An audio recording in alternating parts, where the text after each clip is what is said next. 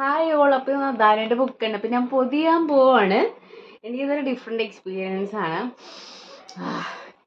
എൻ്റെ പപ്പയും മമ്മിയും കൂടി എനിക്ക് ബുക്ക് പൊതിഞ്ഞ് തന്നിട്ടുണ്ട്. പക്ഷെ അപ്പോൾ എനിക്കത് അത്ര വലിയ കാര്യമായിട്ടൊന്നും തോന്നിയിട്ടില്ല. But I was happy because നമ്മുടെ പാരൻസ് നമുക്ക് വേണ്ടി ഇത് ചെയ്തു തരുന്നു.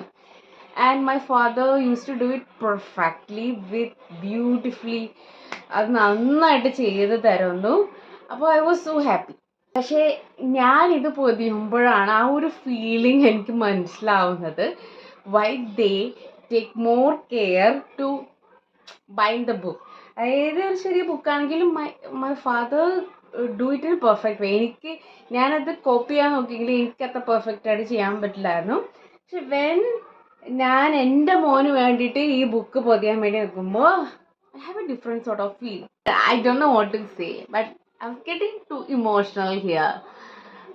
നിങ്ങളും ഇതുപോലെ കുട്ടികൾക്ക് വേണ്ടി ബുക്കൊക്കെ പൊതിഞ്ഞപ്പോൾ അതൊരു ഇമോഷണൽ ഫീലിംഗ് ആയിരുന്നോ?